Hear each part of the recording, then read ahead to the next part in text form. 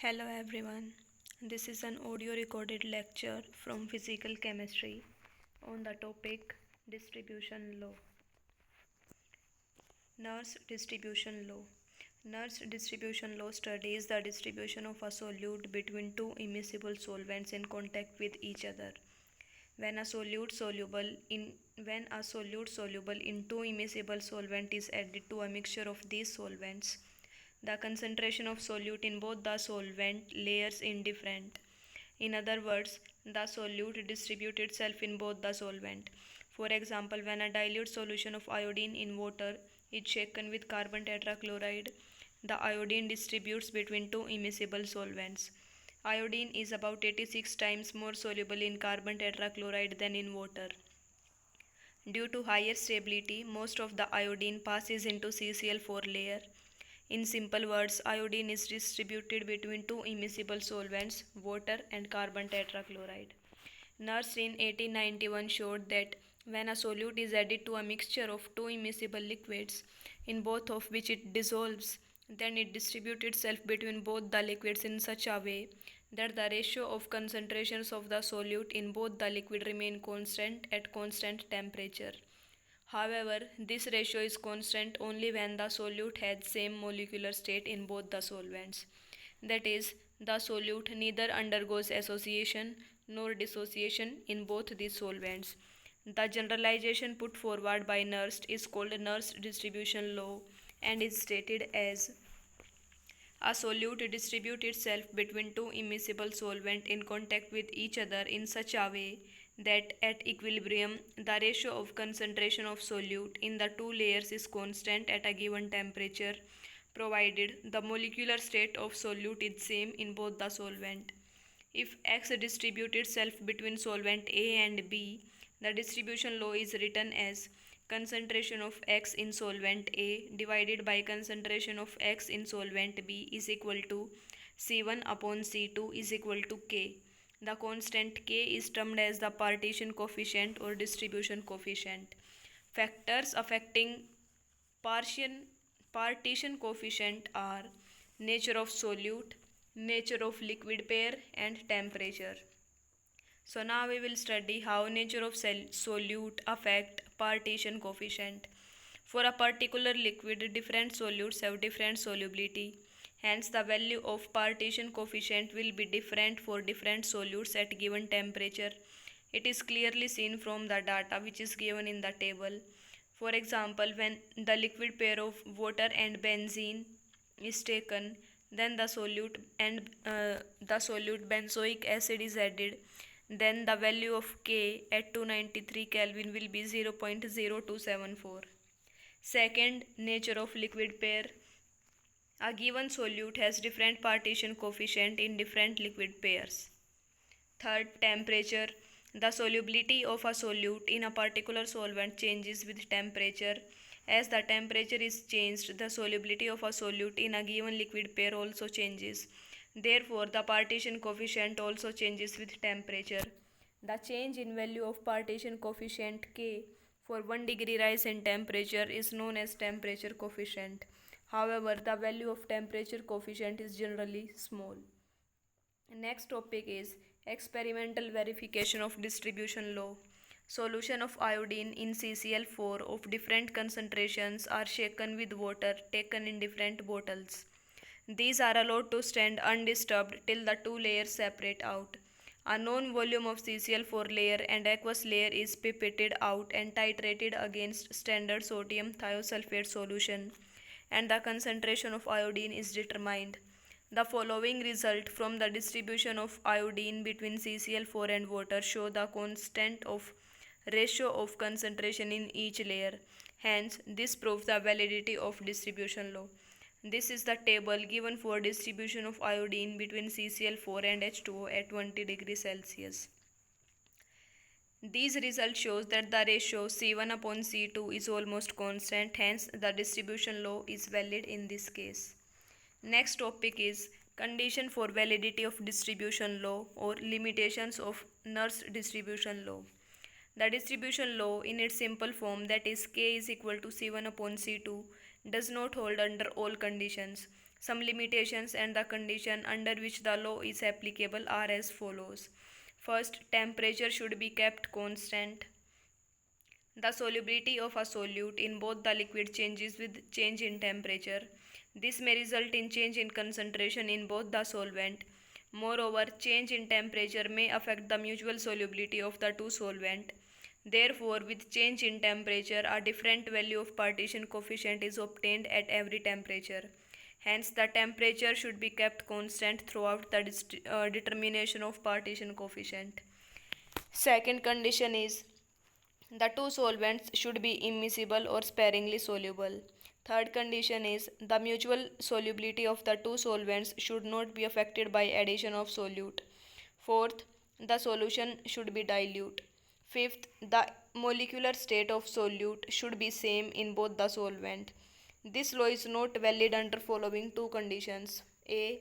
When the solute undergo association. The law in simple form is not applicable when the solute undergoes association in any of the solvent. For example, distribution law does not hold for phenol distributed between benzene and water because phenol undergo association in benzene to form dimers. B. When the solute undergo dissociation. The distribution law is also not valid for solute which undergo dissociation in any of the solvent. For example, electrolyte like HCl undergo dissociation in water and hence its solution in a mixture of water, and an organic solvent, for example benzene, CCl4, CS2, etc., does not obey distribution law in its simple form. Next topic is modification of distribution law with the change in molecular state of solute.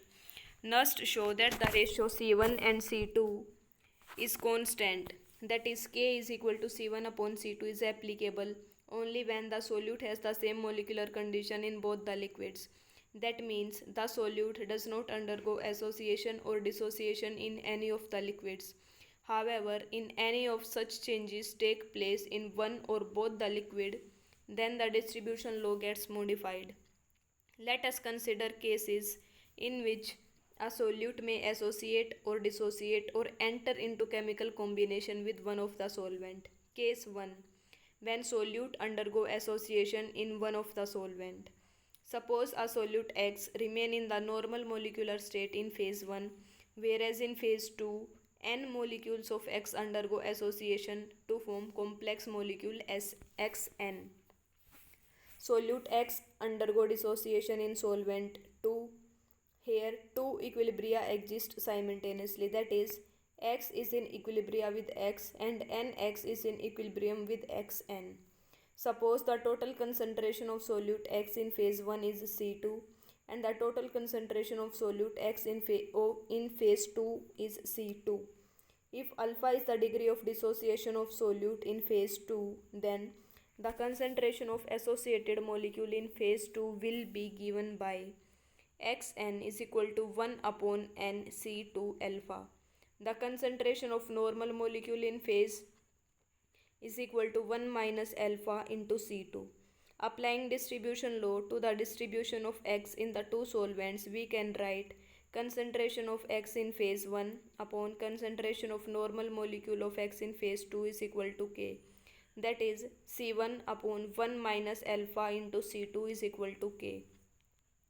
Applying law of chemical equilibrium to the polymerization process, Nx is in equilibrium with Xn, we can write the equilibrium constant K equilibrium as concentration of associated molecule in phase 2 divided by concentration of normal molecule in phase 2 into N is equal to K equilibrium.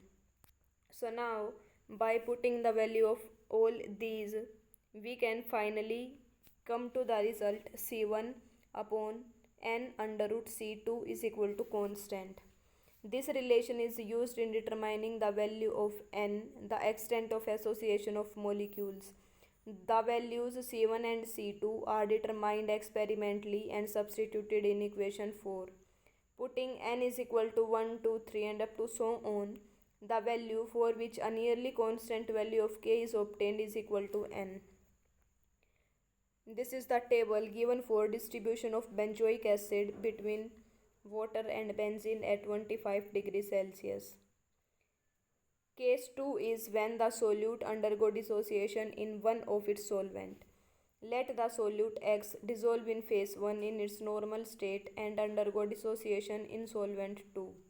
The two equilibria existing simultaneously are X in equilibrium with X and X in equilibrium with A plus B.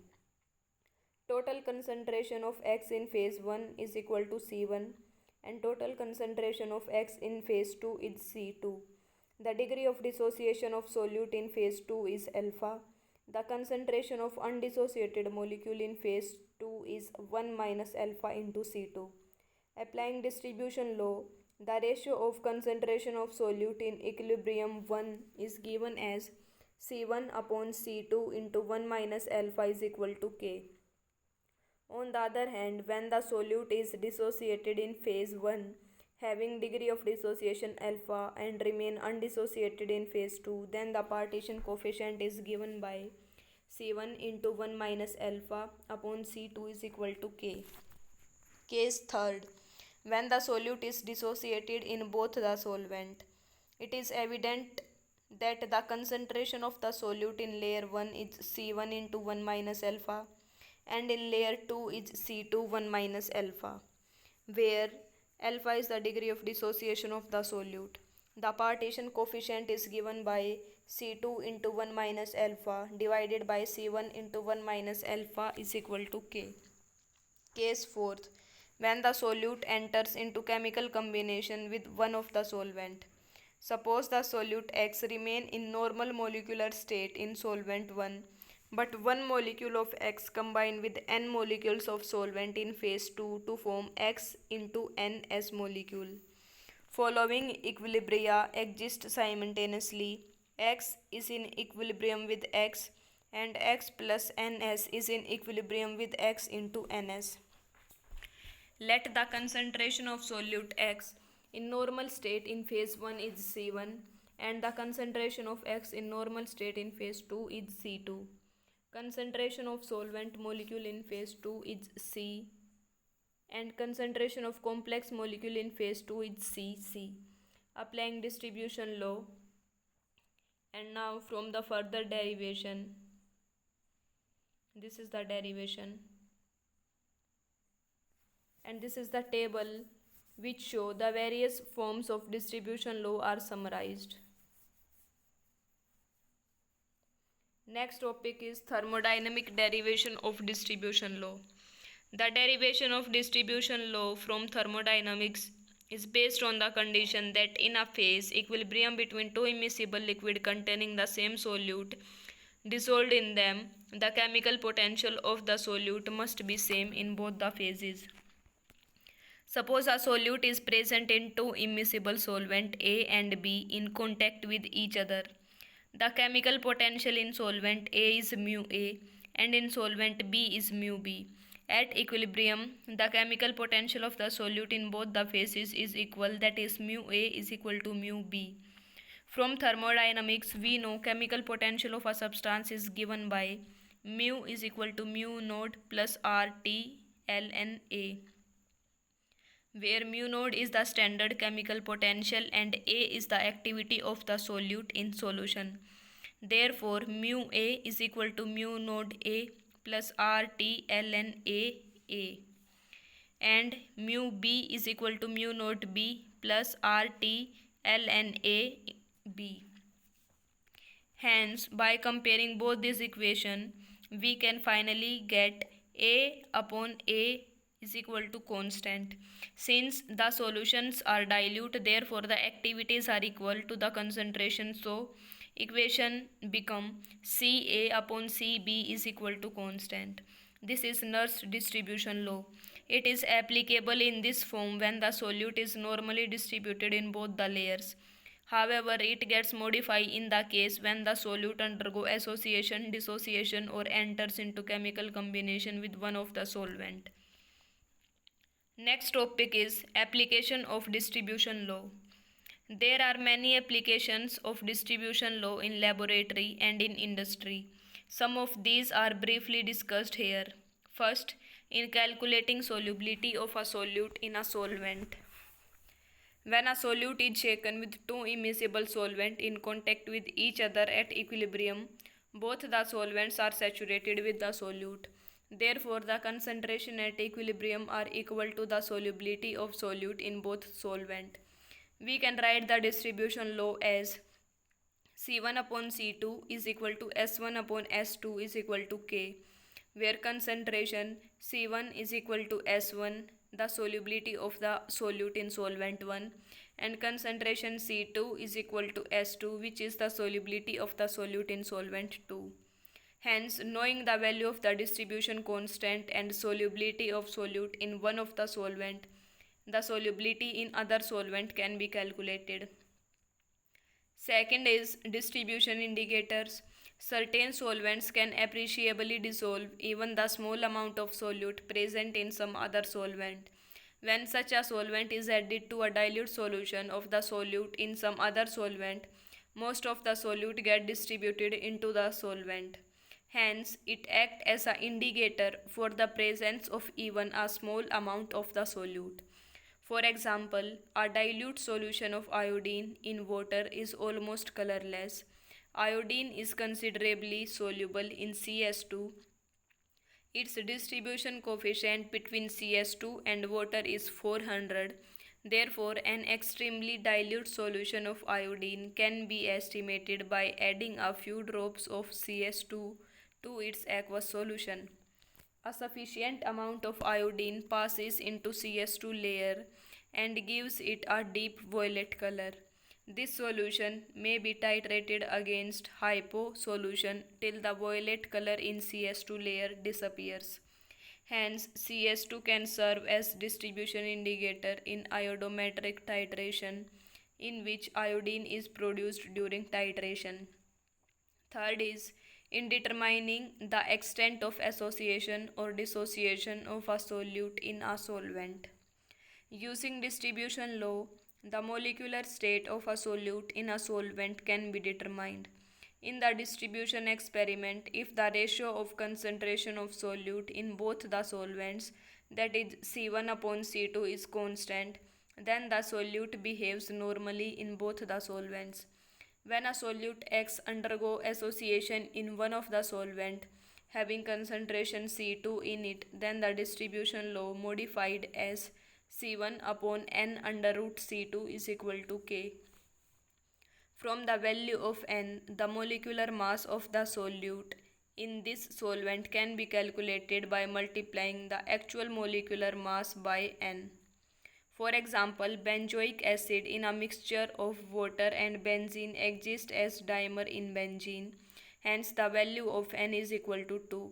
Therefore, the molecular mass of benzoic acid in benzene is 2 into 122, that is 244. The value of N in the above expression can be calculated by the following method, that is by hit and trial method and logarithmic method. By using hit and trial method, the value of C1 and C2 are obtained experimentally, and C1 upon N under root C2 is equal to K are put in the following equation. By putting the value, we can find the correct value of N. Second method is logarithmic method.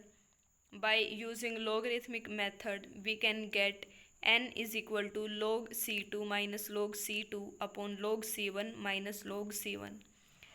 Hence, N can be calculated. Similarly, when a solute dissociate in one of the solvent in which its concentration is C2, but then the distribution law is applicable as C1 upon C2 into 1 minus alpha is equal to K.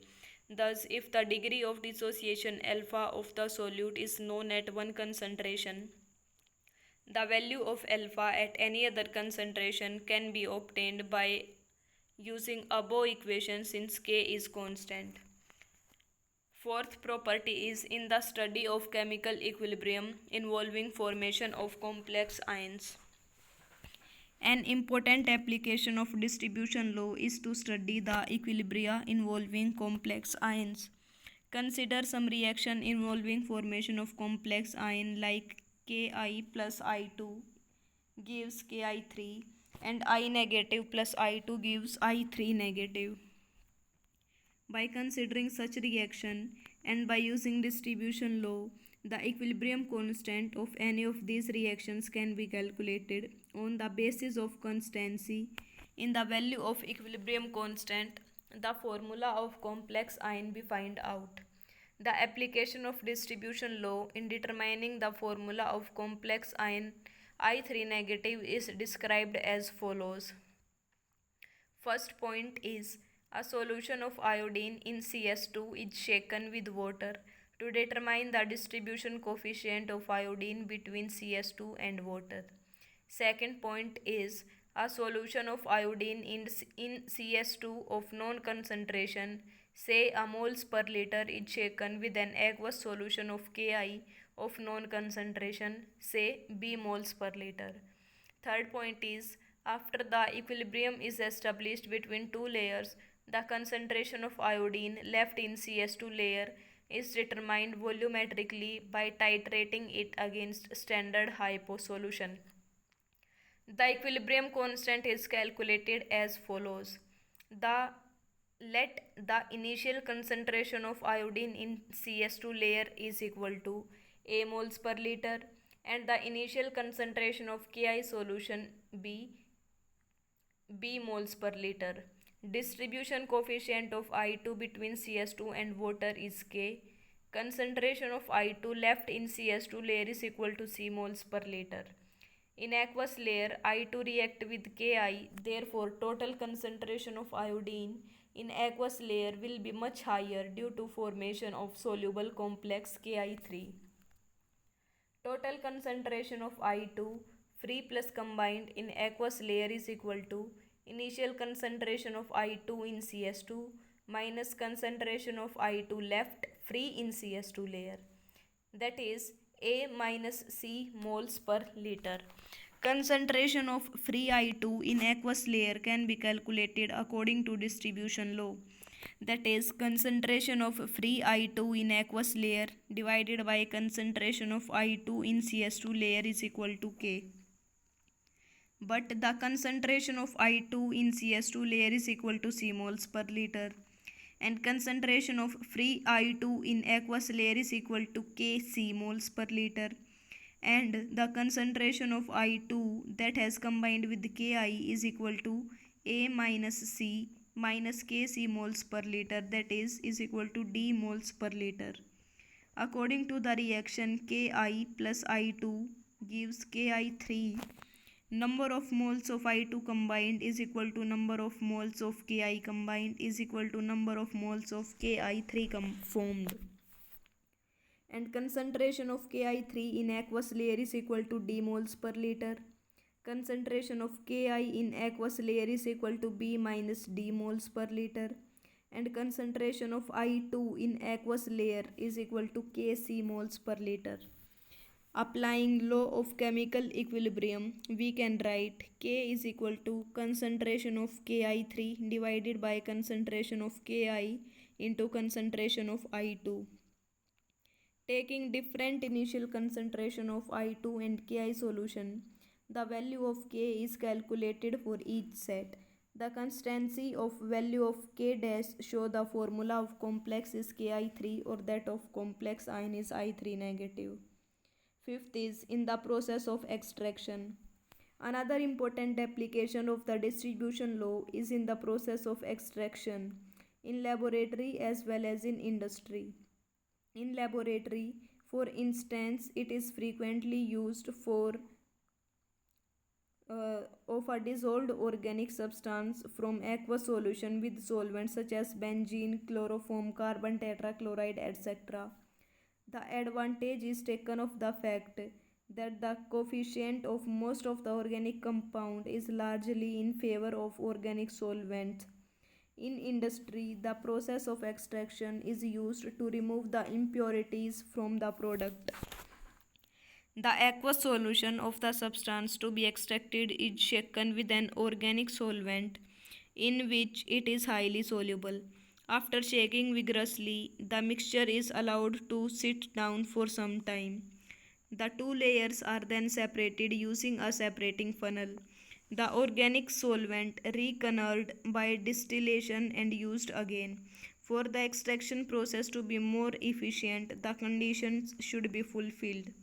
And first condition is the distribution coefficient of the substance between the extracting solvent and the solvent in which it is already dissolved should be very high in the favor of extracting solvent.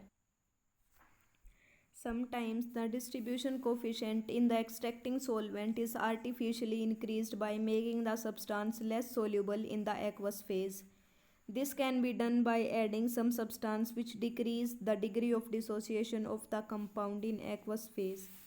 For example, acetic acid which weakly ionizes in aqueous solution is to be extracted with water.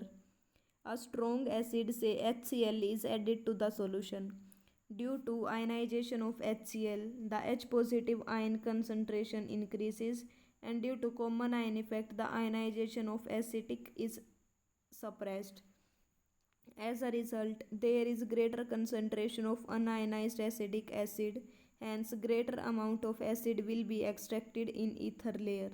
Similarly, the extraction of organic base from its aqueous solution into organic solvent can be increased by adding strong inorganic base.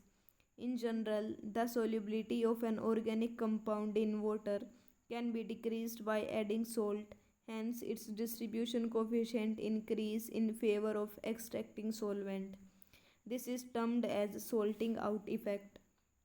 Thus, we conclude that greater the distribution coefficient in the favor of organic solvent, greater will be the amount extracted. Second condition is to recover the maximum amount of substance, the extracting solvent should not be used in one let. Rather, it should be used in maximum number of installment. This is called multiple extraction or multi-step extraction.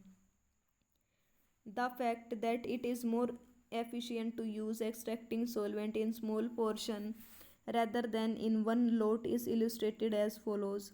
Suppose Ag of the substance is present in 1 liter of aqueous solution. We can extract the substance with ether as the distribution coefficient of the substance between ether and water is 2. We are provided with 1 liter of ether which may be used in one lot or two installments of 500 cc each. First case, using all ether in one installment. Let x gram of substance be extracted in the extracting solvent. Then the amount of substance left in aqueous layer is equal to A minus x into G.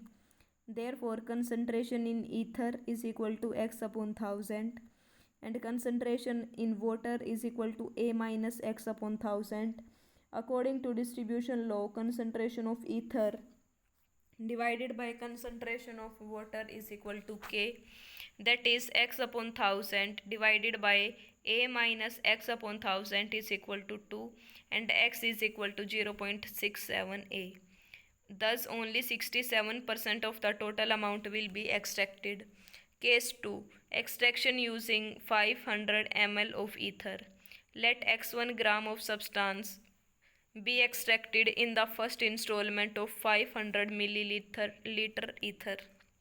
Thus, concentration in ether is equal to x1 upon 500 and concentration in water is equal to A minus x1 upon 1000.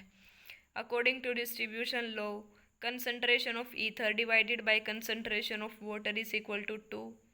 That is x1 upon 500 divided by A minus x1 upon 1000 is equal to 2. X is equal to 1 by 2A. Hence, 50% of substance will be extracted in one installment. The substance left in aqueous layer A minus 1 by 2A is equal to 1 by 2A. Now, 1 liter of aqueous solution containing half Ag of the substance is extracted with 500 ml of ether. Let x2 gram of the substance should be removed from aqueous layer into 500 ml ether. Thus, concentration in ether is equal to x2 upon 500 and concentration in water is equal to half A minus x2. That is, concentration of ether divided by concentration of water is equal to 2. x2 upon 500 divided by half A minus x2 upon 1000 is equal to 2. that is x2 is equal to 1 by 4a. Hence 25% of the substance is extracted into ether layer. The total amount of substance extracted is equal to 50 plus 25, that is 75%. Thus, when the substance is extracting using two 500 ml portions of the solvent, the percentage extraction increase from 66.66 to 75. Similarly, it can be shown that using the same 1 liter of the solvent in 4 installments of 250 ml each, 93.75% of the substance can be extracted. It is must be noted that it is not possible to extract whole of the dissolved substance. However, large number of extraction may be carried out.